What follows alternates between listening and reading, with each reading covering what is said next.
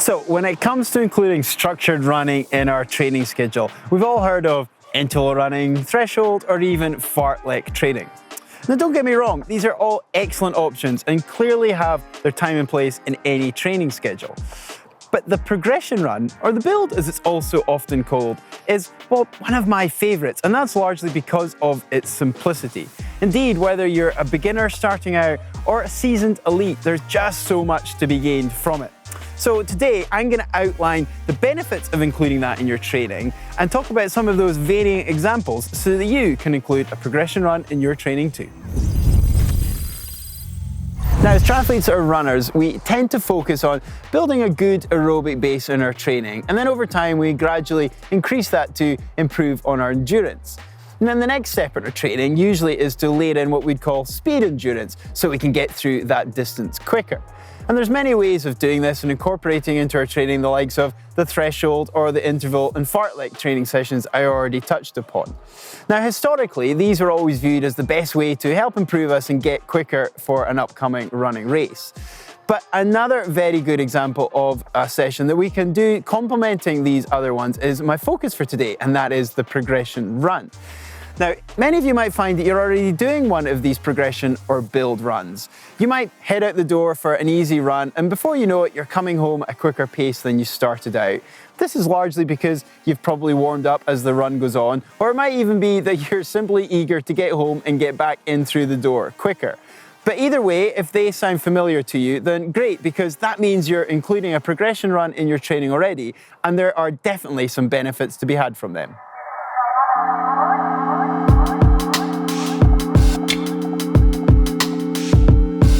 Now there's many good reasons for including these progression runs in our training. And first of those, I think, is that it just teaches us to be more intuitive in our running.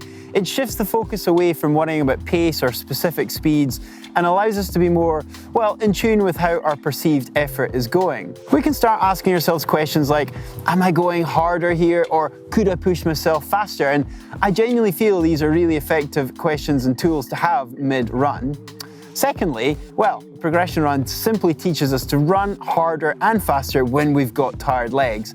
Now, whether that's a 5K at the end of a sprint triathlon or an Ironman with a marathon at the end of it, being able to finish strong and run harder when we feel tired and exhausted is an invaluable skill to have taught ourselves.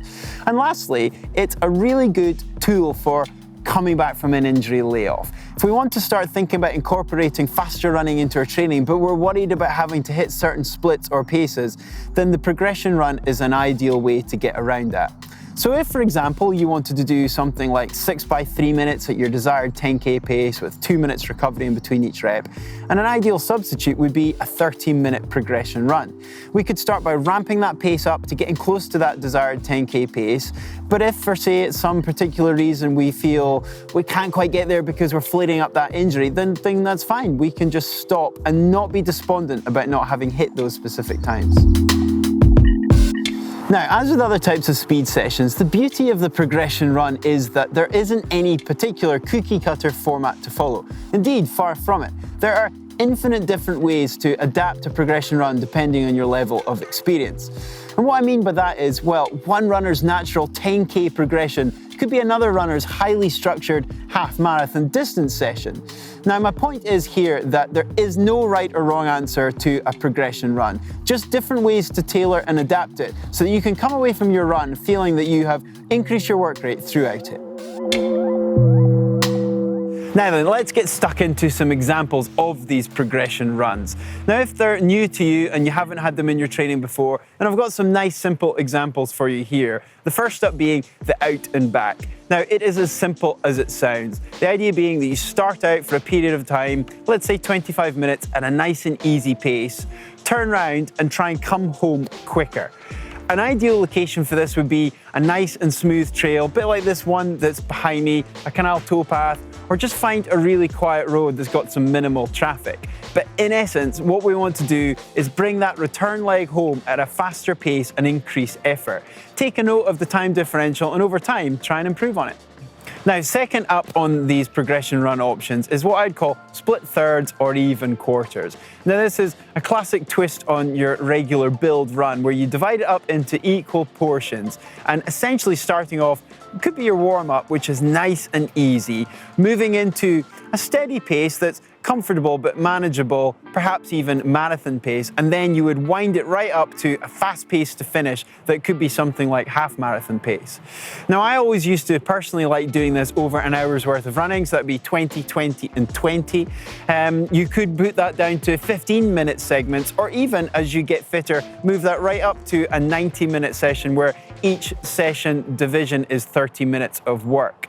But you could also do that over something like quarters and have 20 minutes of warm-up into 20 minutes of marathon pace, followed by 20 at half marathon, and then a final 20 as fast as you can, maybe something like 10K pace.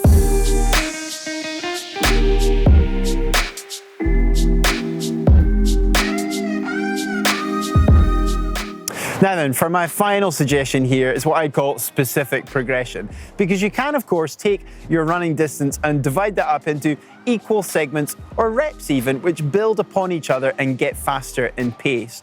Now, a nice example would be to take a 10K effort, split that up into 5 by 2K segments, and take each segment as a 10 seconds per kilometer build, essentially, and getting to about 15 seconds lower than your goal pace. Of course, for the non-metrics among us, that could be a 6 by a mile session, again improving each pace of a mile by about 15 seconds and aiming to get to about 30 seconds below that goal mile pace. However, if you're a more experienced runner, you're very likely going to be including a long run in your weekly structure. So the progression run is a prime candidate for this type of run. There's a few options I can talk about regarding the long run, the first of which is one I'd call the long run negative.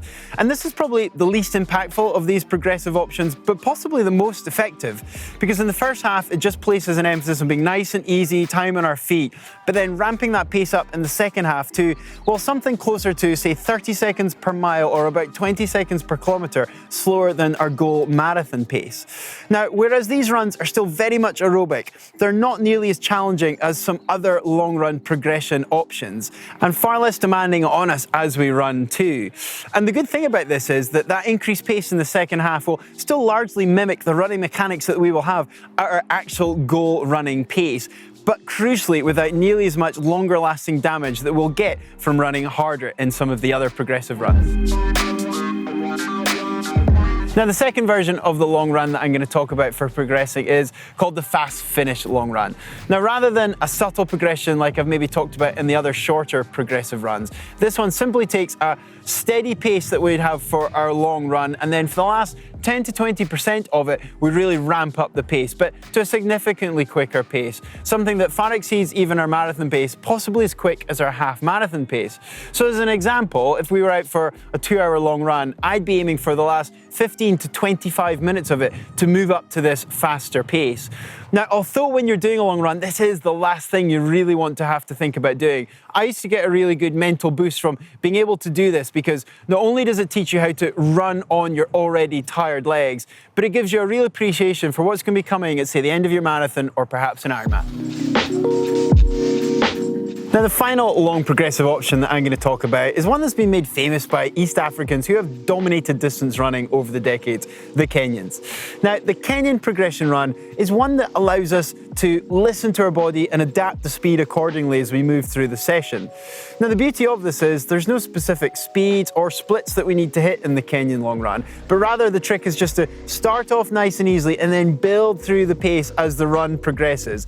And this teaches us to, well, understand what we're capable of, both from an effort and a speed point of view. Now, remember, there are no hard and fast rules as to how to do a progression run, but hopefully I've highlighted that learning to run on tired legs is a really useful skill. And by including one of these progression types of sessions that I've talked about today into your training, you can go a long way to developing that skill too.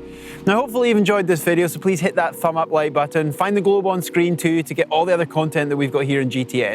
And if you want to see a video that we did on how to run without getting tired, you can find that here. And for another one that Heather did about fartlek running, well, you can find that here.